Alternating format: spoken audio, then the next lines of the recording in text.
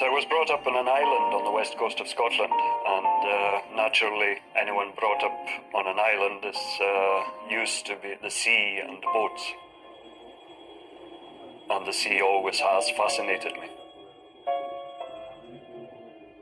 I had for 15 years been a sail training skipper. Quite naturally, the work in sailing tails off very dramatically as the winter months approach.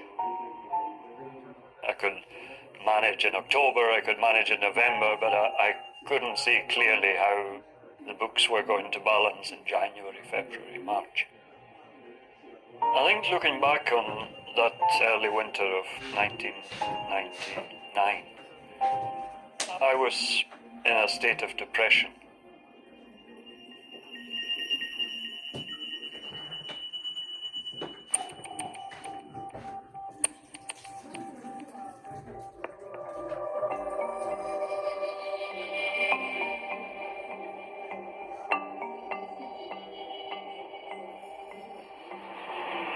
It was very unusual. The line was poor, and it wasn't a voice that was familiar to me. A person, let's call him Frank. He said, Dennis and I are here in the Mediterranean. I think I had met Dennis and Frank about 18 months before that. When I first met Dennis, he always struck me as a very warm, friendly kind of person. Frank had always struck me as a slightly colder fish. I would call them acquaintances rather than friends.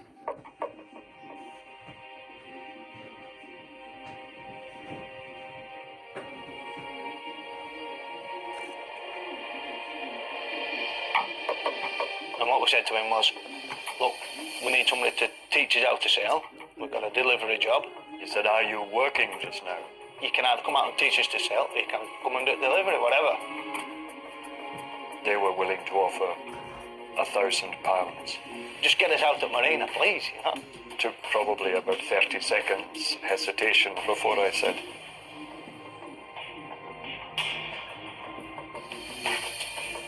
yes.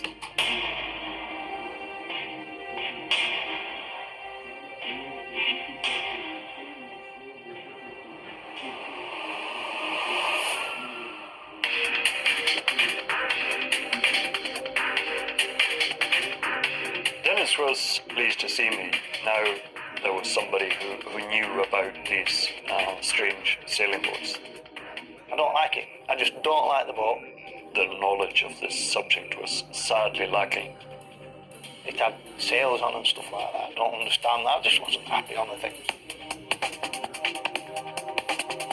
Basically, within 30 seconds of my arrival on the deck, I let out a screech of horror. Donald was freaking. He was saying, oh no, look, you've got, I don't know what they call them, but the mast was about to fall down. It could have very easily all ended in tragedy. Oh, what are you doing, you know? So that's why you're here. Frank came on board. And we set off to Malta.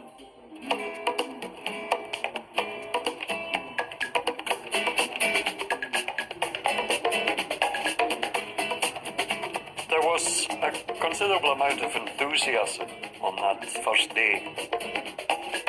This guy knew what he was doing, you know. This guy's good. I actually thought this is going to work.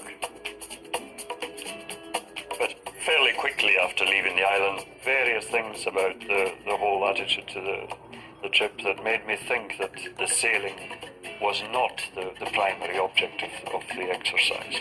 I mean, you can't teach a monkey how to play chess, can you? The suspicions had been growing. There was something about the whole approach that made me think that there was something perhaps a little dodgy about the entire enterprise. Frank began to make noises about what would you do if you could get a really nice sum of money in. And this began to ring alarm bells.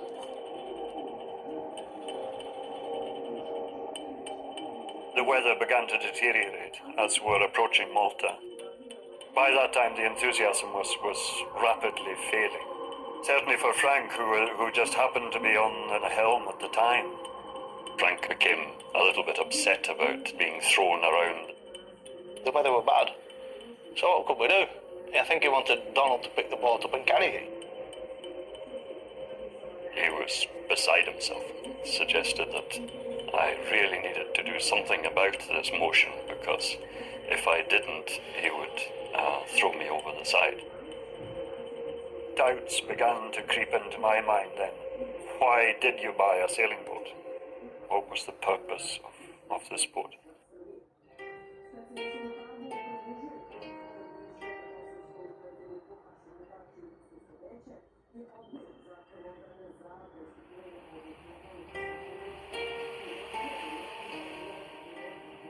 I think it had a good idea that there's something going wrong here, you know, there's something out of order. He began to say, have you realised that we're not just wanting to learn to sail? We've actually got something naughty planned here. We intend to take the boat across the Atlantic and to pick up a consignment of drugs. Cocaine. He said that I would be paid £40,000. I had visions of not squads of police scurrying about and armed drug dealers in South America. He said, you are now party to information that let's face it, is extremely dangerous. Should I do something that caused this operation to be blown? Should I cross this operation? Then there was no place in the world to hide. The decision had to be yes. It was the beginning of a nightmare.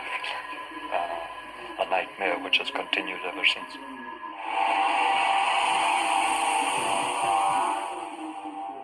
The plan. The plan. My involvement was purely to skipper the boat, Sail it out in the Mediterranean, go down to the Caribbean, and then enjoy myself in the sun. I would have no involvement whatsoever in the handling of the drugs. and then get the phone call and go and pick up the drugs. This well-oiled machine would be put in place. Payday, bye-bye, see you later. Straightforward, no problem at all. Slick, yeah. Super slick.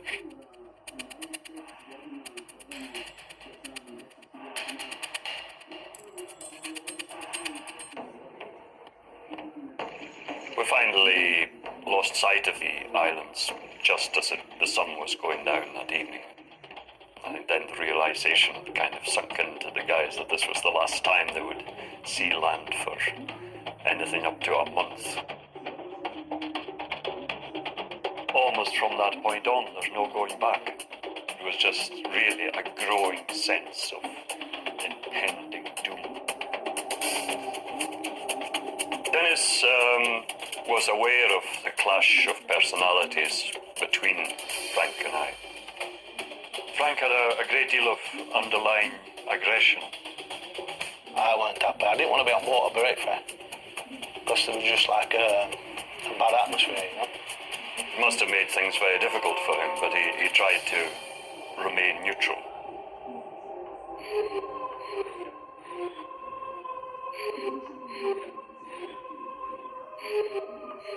Frank and I are old friends. We're old friends. I'd have done anything for him, and I think he'd have done anything for me. It was a normal day. I was working. Up pops Frank. How are you doing? I haven't seen you for a while. What's going on? Do you fancy coming sailing? Straight out of the blue. You know, he offered me £40,000. £40,000 cash in your hands is a lot of money. But he could have offered me a bag of chips. I think I'd have gone. You know what I mean? It was a good mate. And a good mate, you know.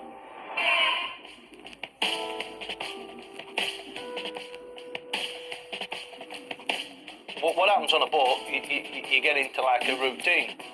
You work 4 hours, you sleep 8 hours. After the first night, I couldn't get it. I just couldn't work out what was happening here, you know. My head was going in bits. They really felt this trip was just going to be an endless nightmare of feeling absolutely exhausted all the time. We got seasick. We got sick of the sea. The scenery was, you know, the same. You couldn't play I Spy or anything because it was I Spy with my little lights on the B. Well, that's boat, SSC and cloud, you know what I mean? That was it. Just really resigned to getting on, getting over there and getting done with it. We really kept the whole thing under wraps, if you like.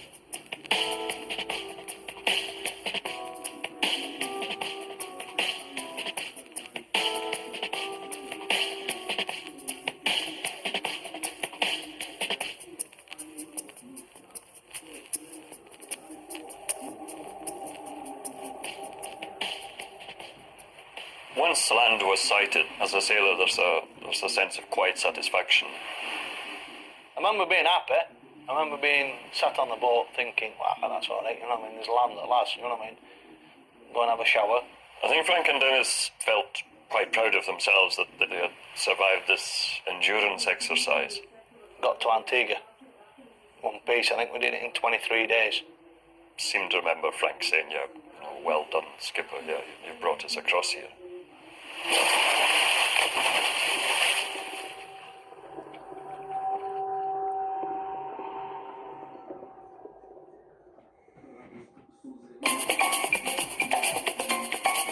Just as we get into the marina, comes in this aeroplane. Lufthansa, the German. My mate looks up and says, that's good timing. He said, I couldn't have done that any better. Couldn't have done what? What, girlfriend's on that? What girlfriend? Oh, German bird.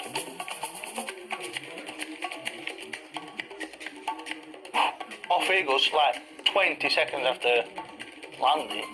Off he goes, with what money we had, and goes to an hotel with his bird. When he went off with his missus, we had to give him every single penny we had. Everything. Dennis was becoming less and less confident in the whole operation. I think he did 2 weeks 5-star in his big luxury hotel. We didn't even get a sniff, you know what I mean? We've got no food. Well, there's us going for like 20 or 30 million pound worth of drugs and we had no food on the boat, you know? I certainly was making noises. Was there some way that we could bring this to an end? Did we have to continue with this nightmare? He said, were I to run away from this situation, or to attempt to, that had only one conclusion: my death.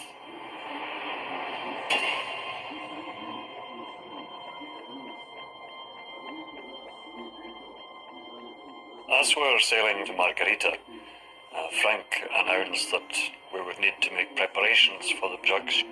He had made it clear from the beginning that it was a sizable quantity. Oh dear. Like, where are we going to put the stuff, you know what I mean? You can't just put it like behind cushions, can you? There were some 5 internal water tanks. We just threw them overboard. We drained a diesel tank, then we could actually take the diesel tank out. We could put the stuff below the diesel tank, put the diesel tank on top. That was our preparation. Probably the last water tank was jettisoned when we had the coast of Margarita in sight, and after that we anchored in Porlamar Bay.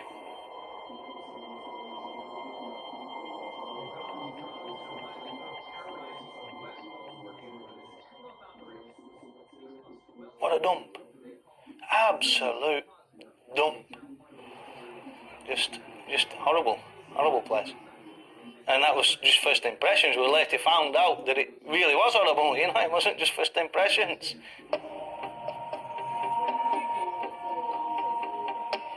So we actually moved out into a hotel, I think, the first day.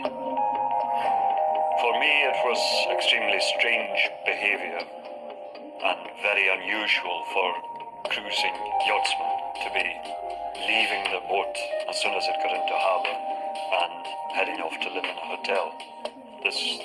This was unusual, attention-grabbing behaviour.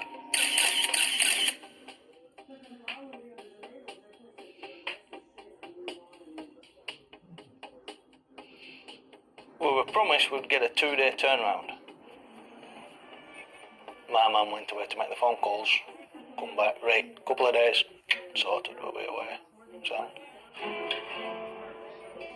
We then really went into a waiting mode. I mean, we started getting nervous because the lies started coming. We began to run into weeks.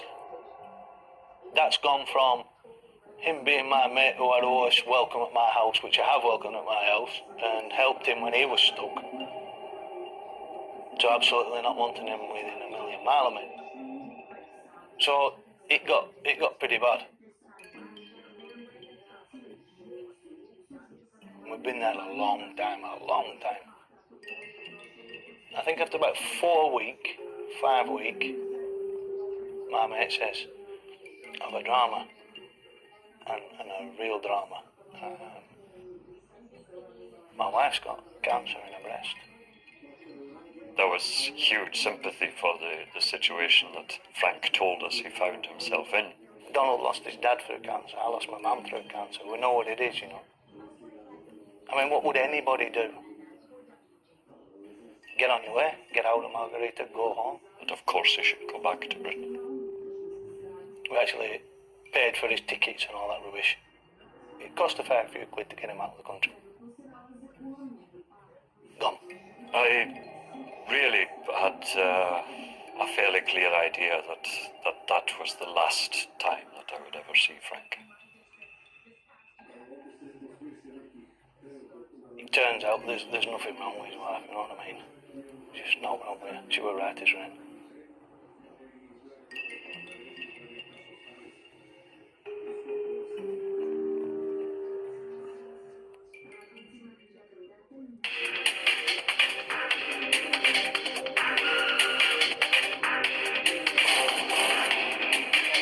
What we were doing, we were actually waiting for a phone call. Just wait for the phone call. Do what the phone call says. Nothing else. I'd sort of got the feeling that we're being watched. But I don't know if we're out of paranoia. I was pretty sure that we were being watched. We had a funny feeling that, yeah, something was going on.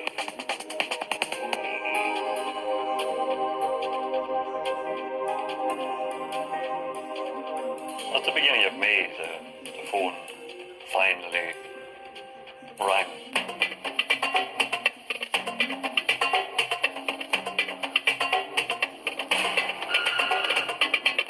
And he said, "Can you please put the car on this certain car park? Do you know where it is?" Yep. So I drove away, put the car on the car park, put the keys on top of the wheel, which you got to do a bit, you know what I mean, bit James Bond, right? 24 hours later, it would be ready for collection at the same point with the drug on board. The same process would be repeated during the following 24 hours. At that point, there was a sense of increasing dread, really, that this was the crunch. It's becoming real, yeah? There were many times when I thought about just cutting loose and trying to get away, but each time I was brought short by the realization that if I escape today and a week later these lads are in prison, they are going to think we are in prison because the guy that left us last week has talked. If this comes off, we're Superman. That night, once I'd actually dropped the car off, I mean, it just wasn't a happy night, you know. I think, I don't remember if I don't think I slept. I didn't sleep a great deal that night, no. There was a constant sense of dread. Do you run away? And if you run away, it's your fault it's gone wrong. Where do you run to? This might be the last night of freedom. I think that night is when I really realised that what a disaster it was going to be for my family. I just couldn't begin to imagine just what my daughter's reaction would be. What effect it would have on on her life. Whichever direction I looked, there were problems or darkness. I didn't have enough money to fly out. I didn't have enough airfare to fly away. Have you lost your mind? What is going on here? What are you doing? So where am I going to run to? I'm just going to do it. Just going to do it.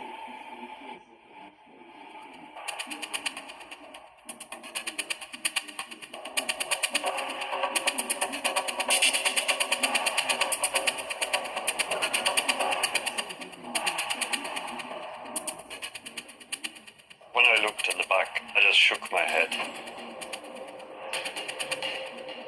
We've been told it'd be bagged, it'd be boxed, it'd be something, but it'd be not obviously what it was, you know?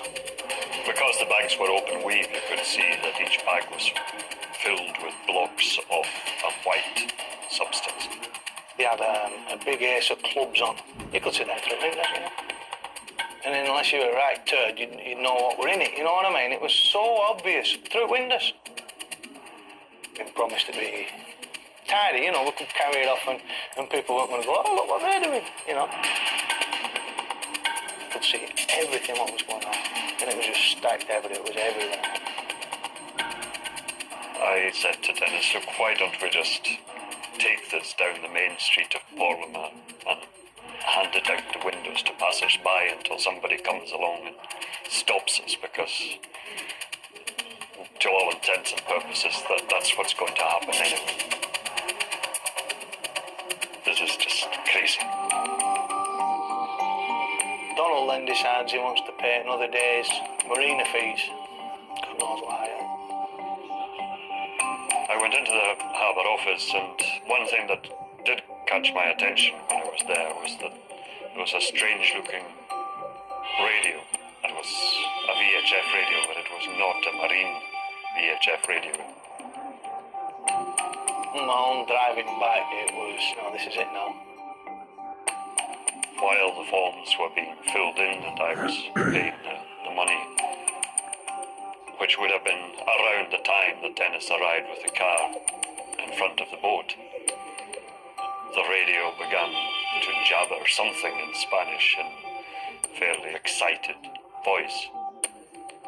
I think if they'd have weighed £1 million each, a ton each, they'd have gone on that boat. You know, I just wanted to get them on board, so they were going on. The glance that the official gave me as he turned the radio down kind of raised some alarm bells, but I just put it down to a sense of paranoia on my part.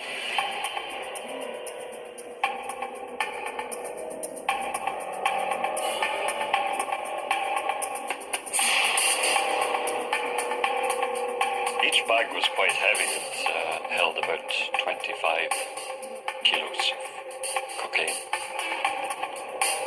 It was quite heavy work, really.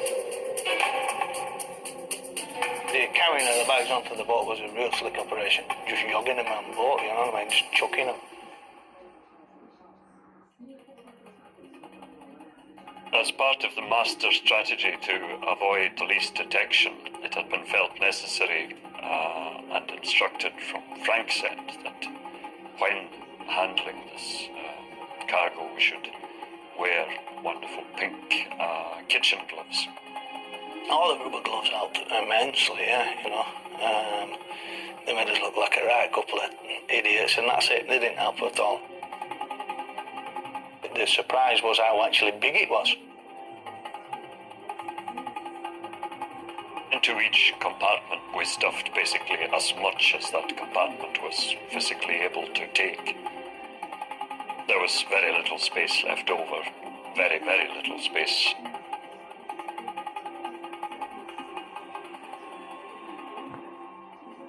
We're full, you know what I mean? That's it. I got no more room. We're full. When I realised that the boat was full, or that at least the hiding places were full, then I thought, well, fine, you know, just let's pile whatever comes along on board, and if it fills up the accommodation spaces and we have to actually carry it on deck outside, let's go ahead and do it. You know, this is just a nonsense. It's crazy. It's an absolute Keystone Cops type of stupidity.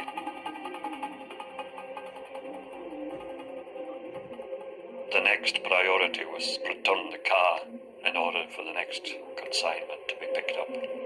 Once Dennis had gone off, then I sat there and just wondered, here's another fine mess you've got yourself into. I thought, what am I doing here? How has this come about? This is so crazy.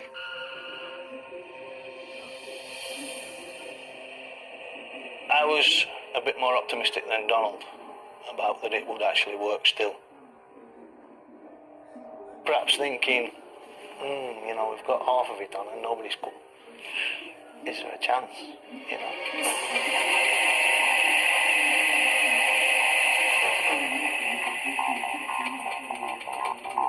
Once Dennis came back, just looked at each other and said, do you fancy a pint?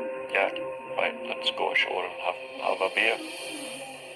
But there was no point in sitting there babysitting 300 kilograms of cocaine. Let's have a beer in the meantime. If someone came and decided to help themselves to 300 kilograms of cocaine, as far as I was concerned, they were more than welcome to it, and they could take the boat as well if they wished.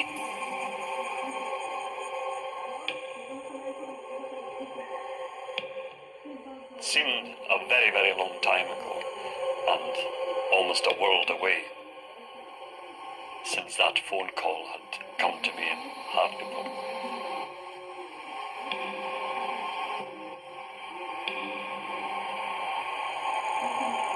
It was quite amazing as where we now were.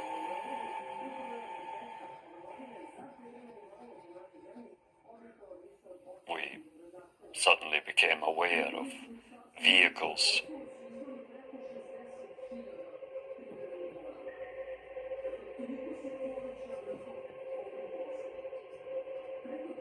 The first vehicle was immediately followed by another one,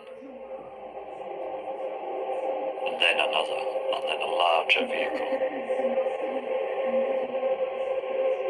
We shook hands with Dennis and said, basically, it's been nice knowing you. That was the frightening bit, I think.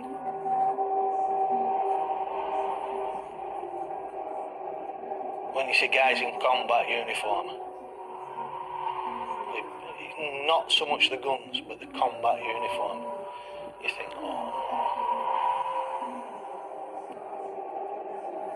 it's now happening. That's it. The first vehicle stopped, and the window was rolled down, and a person in civilian clothes asked, are you from the yacht Pulse? We said, yes, we are. do you know why I'm stopping you? No, we don't know why you're stopping us, Why? He said, you know.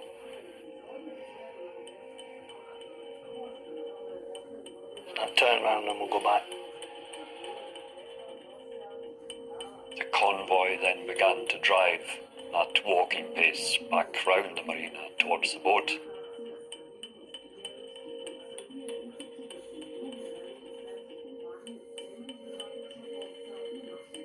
So we get on the boat, me and Donald, and I think about 6 or 7 of these National Guard, the big rifles and that, They just pull the boat apart. They're saying, where is it, we're going to smash the boat up. Oh, we don't know where it is, do we? Where's what, you know what I mean? And I think it took them 3 seconds or something like that, 4 seconds to find the first packet, We have found cocaine on this vessel, and you are therefore under arrest. And that's when they took us off the boat and handcuffed us. That was not a pleasant feeling. It was finished. It was like, right, let's move on to another chapter.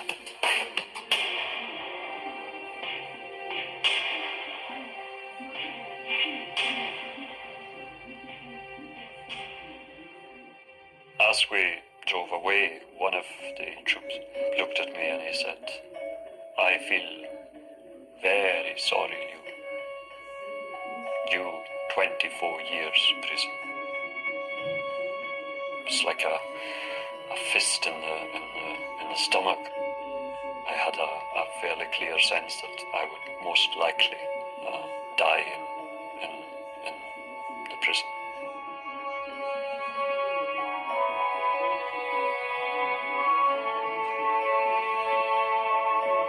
I think I started thinking about my family and Burnley, and I knew I was going to get through it, but I weren't right sure about my dad. I weren't right sure about my sister and my brother, what we'd done to them. And that's really, I thought, well, I've destroyed these people, and I did.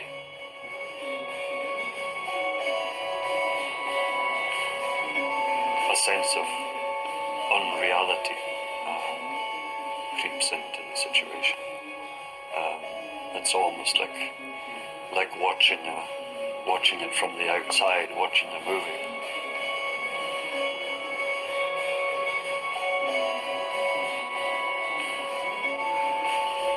They came in broken English, she said, "If you behave, we'll behave.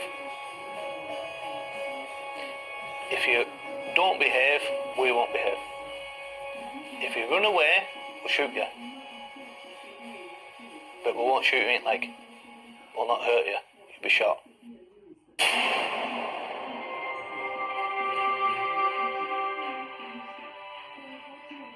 That was the first time that one heard the sound of a prison door closing. And that's a sound that has a special significance of, freedom. Freedom is gone. Your life most assuredly had changed forever. When we was arrested at the beginning, I got a chance to write to my father. I don't know if I said I was sorry. I was very conscious of the possible effects that this would have on my family, and especially my daughter.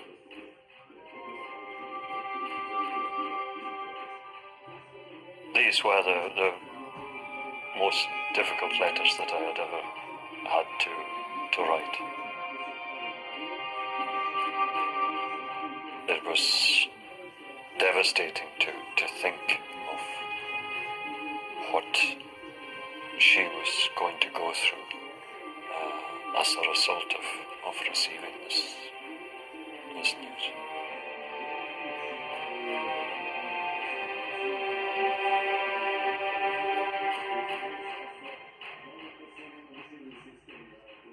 Six weeks into it, they took us to court, and the interpreter said to us, "Right, are you pleading guilty?"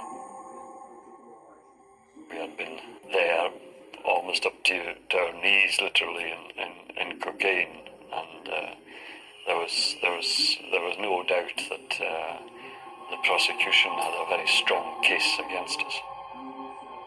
We never thought we'd get on. I never thought I'd see my dad again, If you plead guilty, then what they do, they give you a third off. We stood up. Yes, we declare we are guilty and we admit culpability, and they took us away then.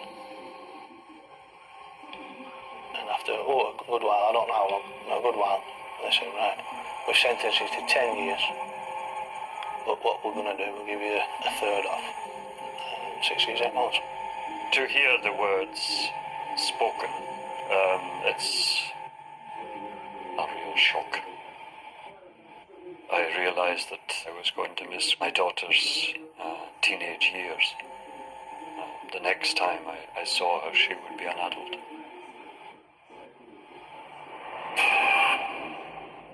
My daughter maintained communication up until the end of the year 2000. The way that news was being presented back home made it really impossible for her to be anything other than extremely angry and let down.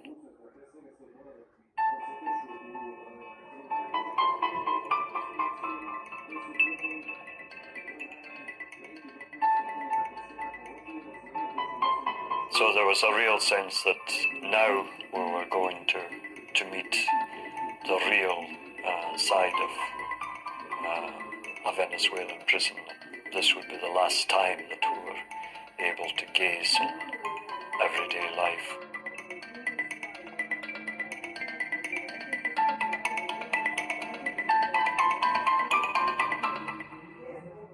We didn't see the compound of San Antonio until we were almost on top of it.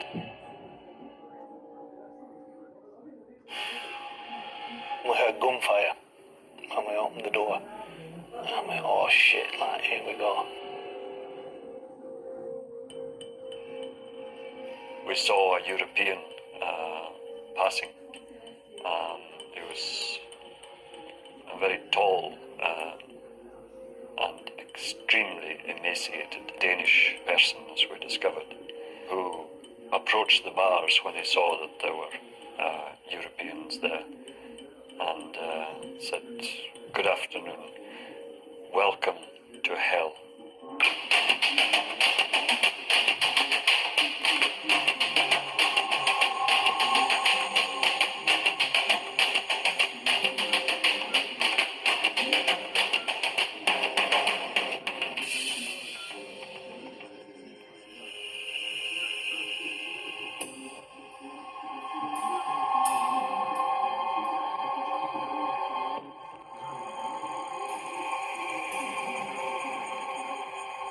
It wasn't hell. It was like 3 floors below.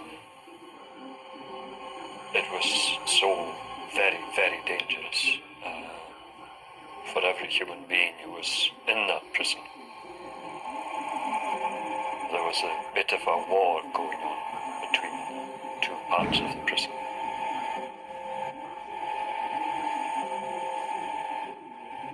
Really, there are no words to describe the utter horror and ruthlessness with which we were obliged to live in that place.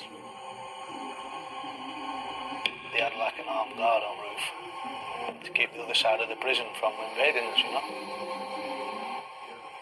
And the people on the guns were prisoners. And they didn't have homemade guns, they had guns. They had Brownings, they had Smith & Wessons, they had a SIG 9mm automatic.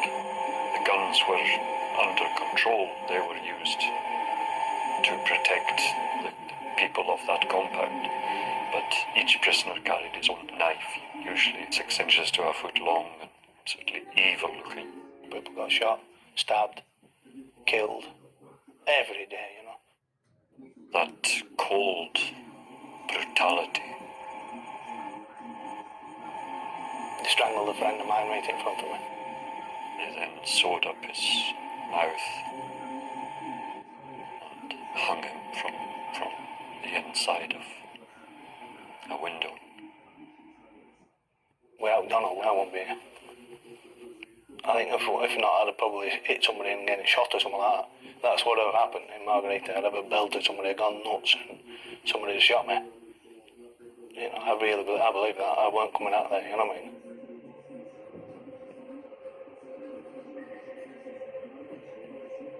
I've done all my life. No more. I mean, what more can you owe anybody, you know? We were literally fighting for our lives.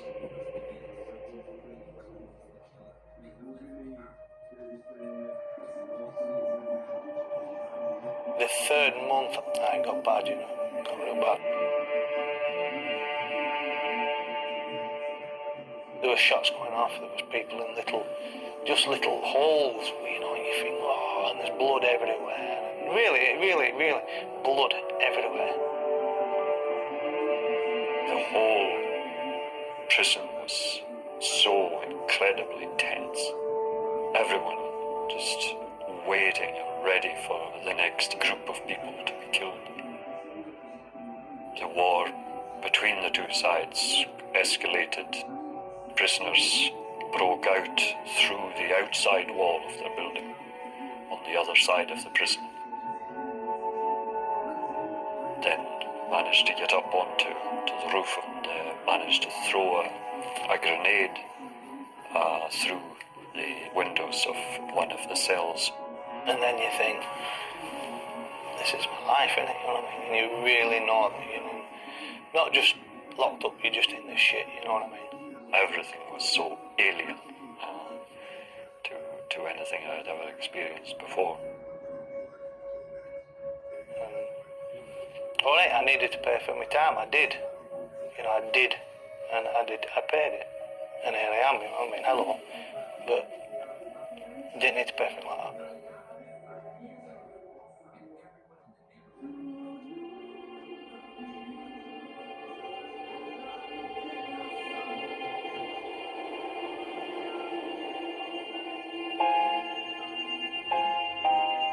The day I stepped back in England, just realised how cold it was. It must have hurt my teeth because I was smiling that much, just relief, So I got home and my sister was there and saw my niece that I'd never seen before. She was she's like 5. So and I went for a career. I've changed. I think about everybody else and then me. Before it was just me, What I actually did was just damage my family. And that's wrong, isn't it? That's wrong. To move outside these fenced compounds for the first time was just an incredible feeling of relief, release, and freedom.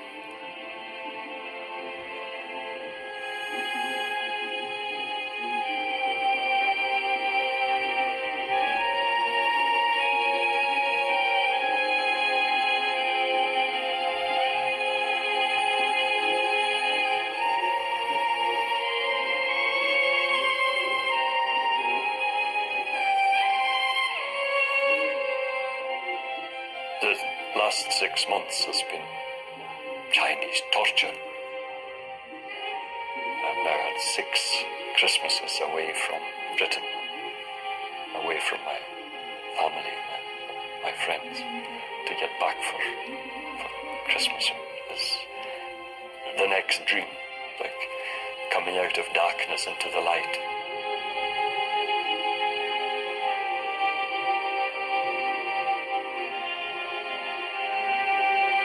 For me, the saddest part of all of this is my knowledge of the effects that this has had on my daughter at a very vulnerable age in her life. There has not been a day gone by when I haven't thought of that. She is the person who has suffered perhaps more than anyone through this process. But 6 years have passed, and perhaps, I hope, we'll be able to judge with a different perspective, that all is not black and white, good and bad. What we did was totally and absolutely wrong and stupid and bad, bad. But, we are normal people that do things like this. And I'm not asking anybody forgiveness. I've paid mine with bells on, So, just give us a chance, you know what I mean? Give us a chance.